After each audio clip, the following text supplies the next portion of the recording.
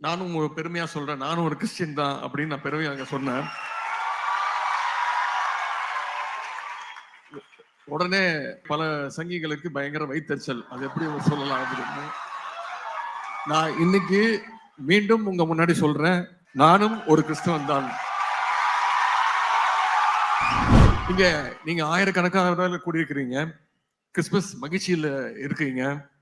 எங்கு பார்த்தாலும் நட்சத்திரங்கள் ஜொலித்துக் கொண்டிருக்கின்றன, வண்ண விளக்குகள் மின்னிக் கொண்டிருக்கின்றன. எல்லோருடைய முகத்திலும் ஒரு மகிழ்ச்சி, சிரிப்பு இருக்கின்றது. ஒட்டுமொத்த உலகையே மகிழ்ச்சியில் ஆழ்த்தக்கூடிய விழா எதுன்னா அது நம்முடைய கிறிஸ்துமஸ் விழா மட்டும்தான்.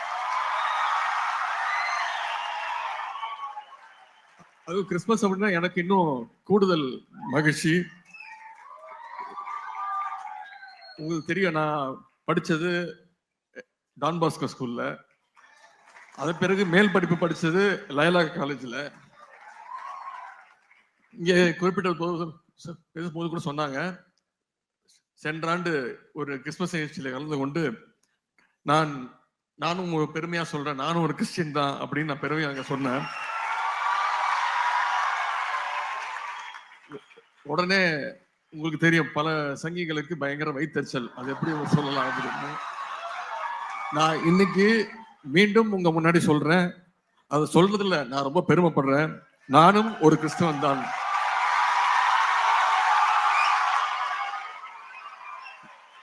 நீங்க என்ன கிறிஸ்டியன் நினைச்சா நான் கிறிஸ்டியன், நீங்க என்ன முஸ்லிம் நினைச்சா நான் முஸ்லிம், நீங்க என்ன இந்து நினைச்சாலும் நான் இந்துவா.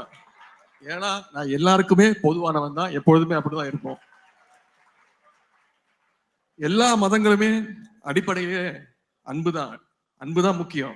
அதுதான் எல்லா மதங்களும் சொல்லிக் கொடுக்குது. எல்லோர் மீதும் அன்பு செலுத்த வேண்டும் என்பதுதான் எல்லா மதங்களும் சொல்லிக் கொடுக்கின்றன. ஆனால் அதே மதத்தை வைத்து அரசியல் ஆதாயம் தேட விரும்புபவர்கள் தான் மக்கள் மத்தியில வெறுப்பை ஏற்படுத்துவாங்க, பரப்புவாங்க. வெறுப்பை பரப்பக்கூடியவர்கள் என்னைக்குமே உண்மையை பேச மாட்டாங்க. உண்மைகளை பேசி வெறுப்பை பரப்ப முடியாது, பொய்யை மட்டுமே பரப்பிட்டு இருப்பாங்க. காலையில எந்திரிச்சு சோசியல் மீடியால பாத்தீங்கன்னா ஆரம்பிச்சாங்கன்னா, பொய்யை பரப்ப ஆரம்பிச்சாங்கன்னா, நைட்டு தூங்குற வரைக்கும் அவங்களுக்கு பொய்யை பரப்புறது மட்டும்தான் வேலையாவே இருப்பாங்க. அதையே ஒரு பெரிய கடமையா எடுத்து செய்வாங்க. மதத்தை வச்சு அரசியல் ஆதாயம் தேடுபவர்கள் மட்டும்தான் வெறுப்பை பரப்புவார்கள் என்று நாம் இன்ன வரைக்கும் நினைச்சிட்டு இருந்தோம். ஆனா இன்னைக்கு உயர் பொறுப்புள்ள உள்ளவங்க, ஏன் சமீபத்துல ஒரு நீதிபதி கூட மத வெறுப்பு கருத்துக்களை பொதுவெளியில் பேசியதை நாம பார்த்தோம். அலகாபாத் உயர் நீதிமன்ற நீதிபதி ஒருவர் சமீபத்தில் ஒரு நிகழ்ச்சியில் பேசும்பொழுது இஸ்லாமியர்களுக்கு எதிரான வெறுப்பு கருத்துக்களை அங்க பேசுறார். இப்படிப்பட்ட ஒரு நீதிபதி அந்த பொறுப்புல இருக்கணுமா, அந்த பதவியில இருக்கணுமா அப்படின்னு நாம் குரல் கொடுத்தோம். அப்படிப்பட்ட ஒரு நீதிபதி இருக்கும்போது எப்படி அந்த நீதிமன்றத்துல நியாயம் கிடைக்கும்? அதனால அந்த நீதிபதியை பதவியிலிருந்து நீக்கணும்னு பாராளுமன்றத்துல கடந்த 13ஆம் தேதி மாநிலங்களவையில எம்பிக்கள்ல ஒரு தீர்மானம் கொண்டு வராங்க. மிக மூத்த வழக்கறிஞர் திரு கபில் சிபல், காங்கிரஸ் எம்பிக்கள், திராவிட முன்னேற்ற கழகத்துடைய நாடாளுமன்ற உறுப்பினர்கள் அத்தனை பேரும் அந்த தீர்மானத்திற்கு ஆதரவா கையெழுத்து போட்டோம். ஆனா அதிமுக உறுப்பினர்கள் அந்த தீர்மானத்திற்கு ஆதரவா கையெழுத்து போடவே இல்லை. அரசியலமைப்புக்கு எதிரான கருத்துக்களை பேசியிருக்கிற ஒரு நீதிபதியை பதவியை விட்டு நீக்கும் தீர்மானத்தை கூட ஆதரிக்கும் துணிச்சல் அதிமுகவுக்கு இல்லை. அந்த அளவுக்கு அவங்க பாஜகவுடைய அடிமைகளாகத்தான் இன்றைக்கு வரைக்கும் இருந்துகிட்டு இருக்காங்க. அது மட்டுமல்ல, மாநிலங்களுடைய உரிமைகள்லாம் ஒழிச்சு கட்டணும்னு ஒன்றிய அரசு, பாஜக அரசு கொண்டு வர்ற ஒரே நாடு ஒரே தேர்தல் திட்டத்திற்கும் அதிமுக ஆதரவு கொடுத்துட்டு இருக்கு. வெளி வேஷத்துக்காகத்தான் நாங்க பாஜகவோட கூட்டணி இல்லை அப்படின்னு சொல்லிட்டு இருக்காங்க, தவிர உள்ளுக்குள்ள உண்மையாவே இன்னும் அதிமுக பாஜக கள்ள கூட்டணி தொடர்ந்துகிட்டு தான் இருக்கு. அதை நான் உங்களுக்கு சொல்ல வேண்டிய அவசியமே இல்லை. அதுக்கு மேல இன்னொரு உதாரணம், அதிமுகவோட பொதுக்குழு நடந்தது 2 நாளுக்கு முன்பு. அங்க நிறைவேற்றப்பட்ட தீர்மானங்கள்லாம் பாத்தீங்கன்னா ஒரு தீர்மானம் கூட ஒன்றிய பாஜக அரசை பத்தியோ அவங்களை கண்டிச்சோ அவங்களை வலியுறுத்தியோ ஒரு தீர்மானம் கூட போடல.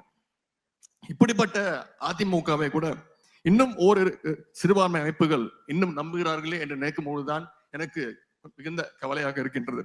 இதையெல்லாம் பார்க்கும் பொழுது நம்முடைய முத்தமிழ் டாக்டர் கலைஞர் அவர்கள் ஒரு கதையை சொல்லியிருக்கிறாங்க.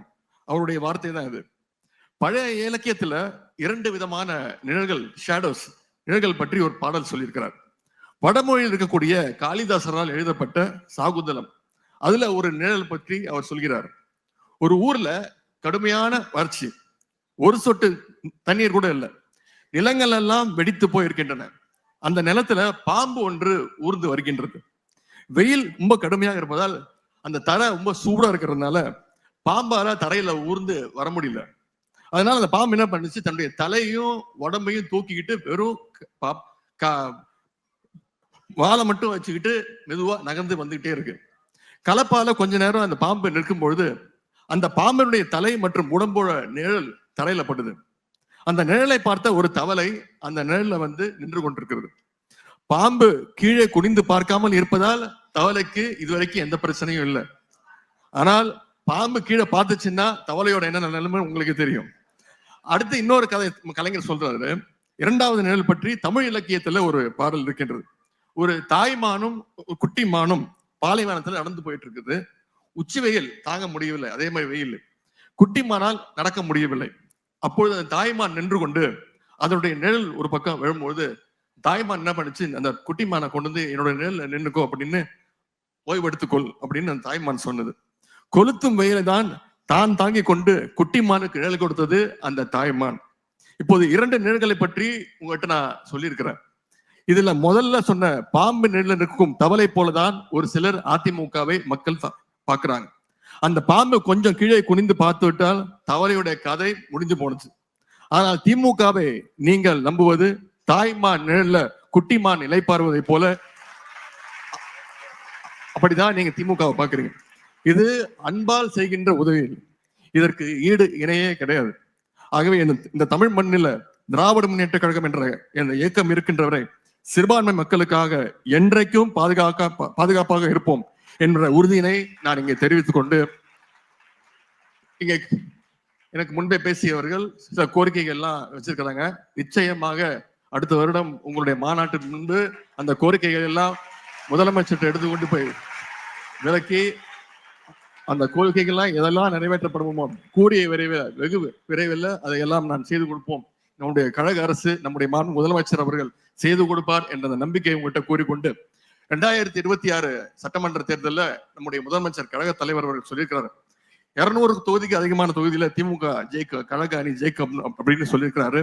அது எந்த நம்பிக்கையில் சொல்லியிருக்காருன்னா, நீங்கெல்லாம் எங்க கூட இருப்பீங்க, என்றைக்கும் எங்களுக்கு ஆதரவாக இருப்பீங்க அப்படின்ற அந்த நம்பிக்கையோடு தான் எங்கள் தலைவர் சொல்லியிருக்கிறாரு. உங்களுக்கு அரணாக நிற்கும் கழகத்திற்கு நீங்கள் ஆதரவாக என்றைக்கும் எனக்கு உண்டு. இன்னும் 1.5 ஆண்டு காலத்துல சட்டமன்ற தேர்தல் வர இருக்கிறது. எப்பொழுதும் போல இப்பொழுதும் கழகத்திற்கு நீங்கள் பேராதரவை வழங்கிட வேண்டும் என்று கேட்டுக்கொண்டு, உங்கள் அனைவருக்கும் மீண்டும் என்னுடைய கிறிஸ்துமஸ் தின வாழ்த்தை கூறிக்கொண்டு வாய்ப்புக்கு நன்றி கூறி விடைபெறுகின்றேன். நன்றி, வணக்கம்.